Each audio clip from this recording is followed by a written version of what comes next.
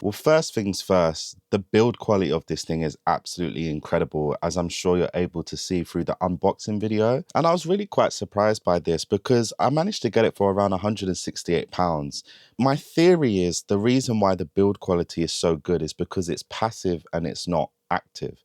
So with active monitor controllers, a lot of the money then has to go into the electronics that make it an active monitor controller, and it will have things in there like the ability to level match any amplification that may take place to help the headphones to be loud, these kind of things. And I think the one up from this also has a Bluetooth functionality in it. So all of these things require electricity. But with me going with the passive version, it meant that most of the money has been placed into the build quality and into the components that allow you to just have a transparent signal. And regarding the signal quality, I can say that this thing is actually fairly transparent. I didn't notice any immediate difference when I plugged my speakers in via this versus directly out of the interface, which is the first thing I check for with a monitor controller, because the last thing you want is your monitor controller to be imparting a particular sound quality to your music unless it's one that has a DAC in it, in which case you went for that specific monitor controller because of the sound it has. But monitor controllers that have DACs in them, they're anywhere upwards of £2,000 up. I think Dangerous Music maybe have one for around about 1,000 something. But other than that, you have to spend a significant amount of money to get an active, transparent, or a monitor controller that has a DAC in it. I didn't want to spend this kind of money. I just wanted to be able to flick between my speakers simply, check the mix on speaker A, check the mix on speaker B, have a second pair of inputs. That was all I want. But what I did gain in addition to that is I gained a mute button, I gained a mono button, and I gained a dim button. Now, I own the Lynx Aurora N, and on the Lynx, the monitor controller functionality is quite terrible, if I have to be honest, but the conversion is incredible. And you have an option to set the volume button. When you push it in, it can do different functionalities. So you can either set it to mute or you can set it to dim, but you can't set it to both. So immediately gaining the function to be able to mute or to dim very quickly has been great for me. Regarding this knob, it feels fantastic. It feels great. Now, it is a lot bigger, as the entire unit is much bigger than I thought it would be. However, I can't complain. When I touch it, it just feels good in the hand. And I don't know how important that is to many people, but it just has a nice feel to it. Do I wish it could have been a little bit smaller?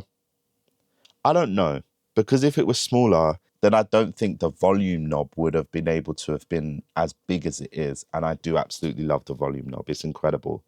Very simple unit, 2 sets of inputs, 2 sets of outputs. So for me, I've got my audio interface coming in on inputs 1 and 2, and then on inputs 3 and 4, I can have a secondary setup if I had one, or I could just have a aux cable that converts to jack, and maybe the phone can plug in if people want to play their phone music out through my monitor controller, then I can do that as well.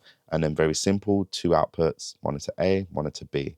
Now, some setbacks or some drawbacks with this unit. Because it is passive, then you do lose the functionality to be able to level match your speakers. So for me, there is quite a significant volume difference when going from speaker to speaker. I'll showcase you an example of this. So this is speaker B, which is my smaller monitors on the inside. And then I'm going to flip it.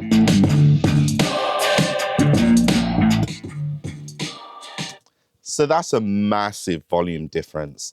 However, for £169, £168, that was a compromise that I was willing to make, because I know to get the functionality of level matching things while still having the pristine level of quality, I'm spending anywhere upwards of £1,000 to £2,000. And for me personally, when I'm working on monitors, I don't do a lot of the quick flipping between A and B.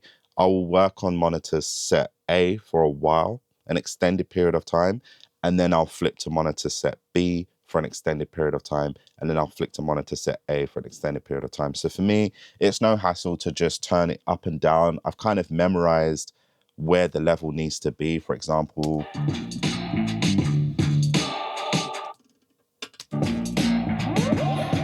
so So it become muscle memory to just know, okay, I need to turn it down by roughly this amount to get it level matched, and I can do that quite quickly. But just be careful if you do plug it in and you go to listen to it, make sure that you don't blow up your loudest set of monitors if you're monitoring on something that's smaller with lesser power and you've got it turned all the way up.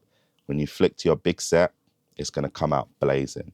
But I absolutely recommend this unit. Heritage Audio, I think they're a fantastic company. This isn't a sponsored video. I don't have any relationship with them, but I think it's great. If you're looking for a monitor controller, I highly recommend this.